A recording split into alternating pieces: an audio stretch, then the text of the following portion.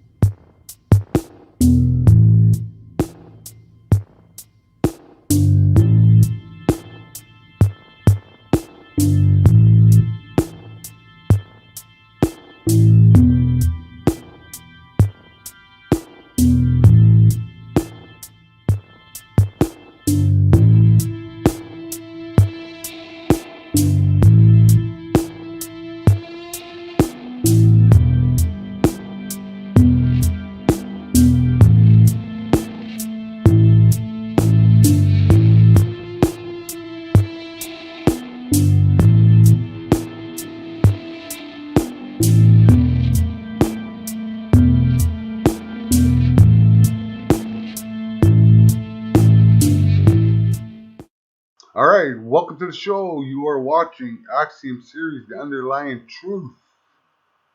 Welcome to the show. And on today's show, I'm reviewing a video I saw tonight on the YouTube channel Northern Perspective, and because I find it very disturbing on what it reported.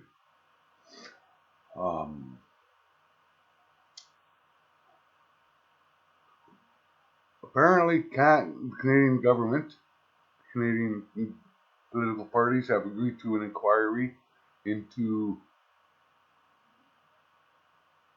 allegations of China interference in Canadian affairs and everything related to it, apparently. But now, Northern Perspective has just brought forward an article saying that China is now threatening Canada with consequences if it goes ahead with this inquiry. And that's what I find very disturbing about this. Because this is now an issue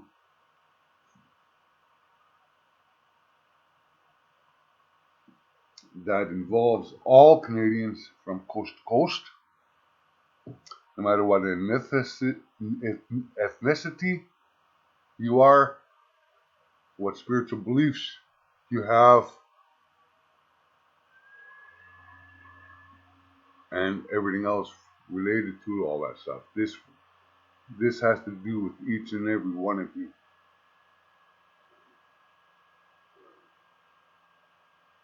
So let's just go ahead and hear what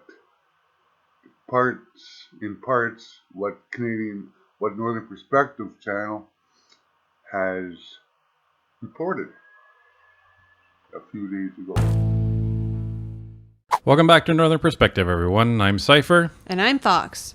We apologize in advance for the quality of this video because this is really impromptu. I was just getting ready for bed, actually, and came across this story on Reddit. So we decided that we wanted to share it with you immediately.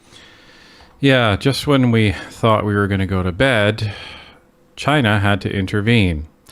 So everyone understands that the parties finally came to an agreement to move forward with a public inquiry. They came to an agreement on terms, what the duration would be, who the judge would be in leading it, and apparently this irritated our not friends over in China. And this is what they had to say. China threatens consequences over Canada public inquiry into alleged meddling. China is warning of consequences for Prime Minister Trudeau's government unless it stops spreading, quote, lies and false information, quote, about alleged interference in Canadian affairs. The Chinese embassy in Ottawa issued a stern statement on Friday, a day after Canada announced a public inquiry into meddling by China, Russia, and other state and non-state actors in Canadian national elections in 2019 and 2021. So I find this incredibly ironic that they're saying we're not interfering, but they are interfering by commenting on a internal process within our sovereign nation. Like, that's literally what they're doing. Well, there you have it, what they are saying about all this. And personally, I am glad there is a public inquiry going on about the alleged China interference in Canadian affairs, because we are a sovereign nation. And for any external force to come in and interfere with our affairs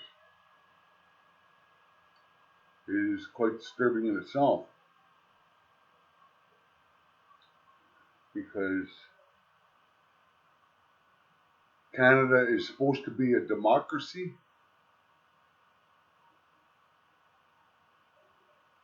but what I've also seen is that the Liberal Party has not treated this country as a democratic country over the last number of years. And whatever comes out of that inquiry comes out of that inquiry. But to have China arbitrarily threaten this country with consequences over it,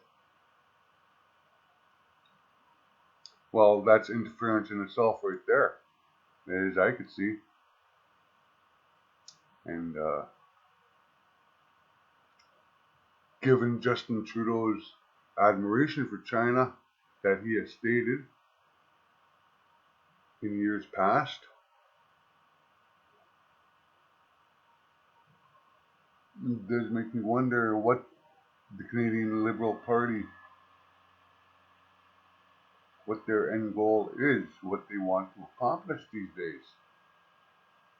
And now I see that much of the Liberal Party is starting to have a backlash against Trudeau, maybe because of this inquiry, because what it comes down to is who knew what and when. and how many of them Liberal MPs knew about this interference, did nothing about it, kept their mouth shut, and turned a blind eye to the corruption that they engaged in themselves. It makes me wonder. So let's go ahead and continue on here with this next section of this report. But still, just look at the irony of it. So Canada has launched a public inquiry. By definition, that's an internal process of Canada. It does not involve any other nation. It may involve accusations, but it doesn't involve any other participation from any other nation. So China wants to prove that they're not interfering by literally trying to interfere with a public inquiry. Like, you can't make this stuff up. China strongly deplores and firmly opposes this, an NBC spokesperson said in the statement. China urges the Canadian side to abandon its ideological bias, stop hyping up China-related lies and false information, stop misleading the public, and stop undermining China-Canada relations. Otherwise, Canada will have to bear the consequences. The inquiry comes after months of allegations from anonymous national security sources in media articles that China sought to boost Canadian candidates who were pro-Beijing while suppressing those who took a harder stance against President Xi Jinping's administration.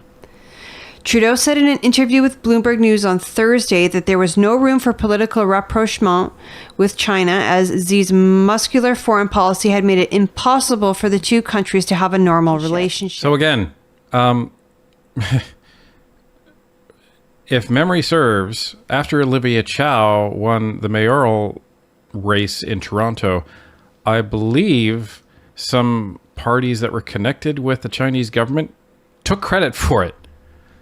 So, like, this double talk is just ridiculous from China.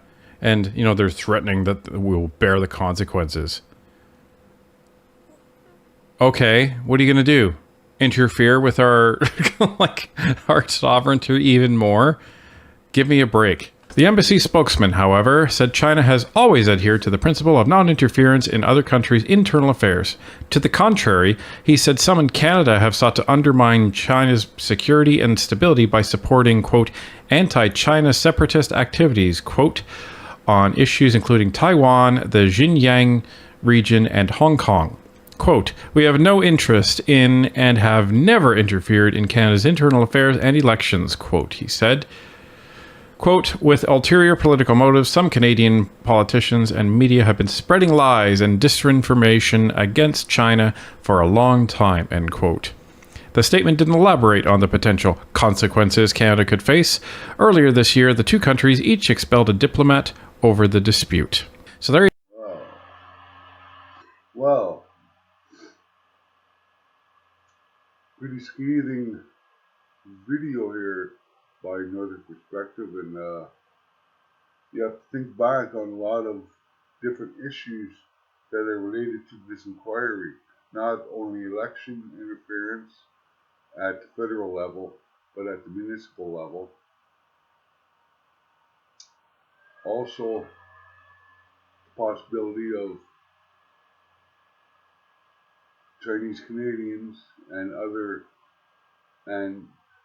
MPs, elected officials, being threatened, allegedly.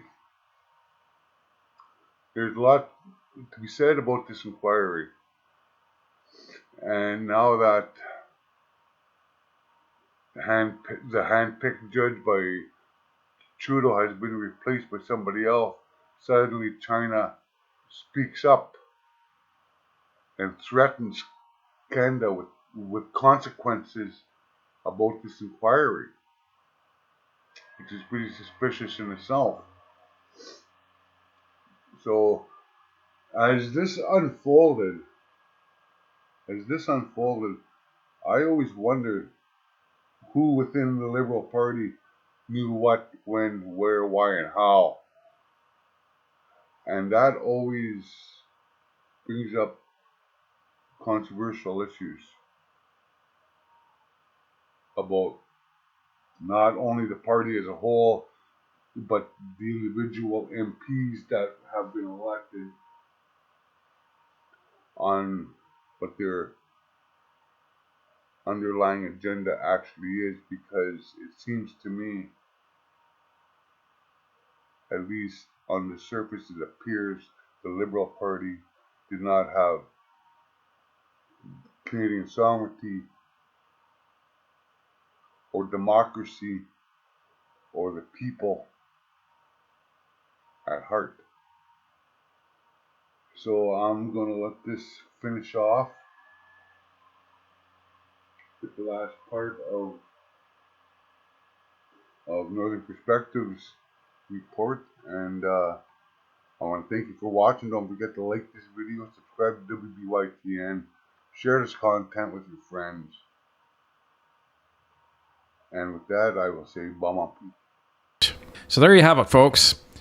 We have a public inquiry about a foreign nation that has interfered within our elections, in the federal election, in the British Columbia elections, within the cities out there, within the Toronto election.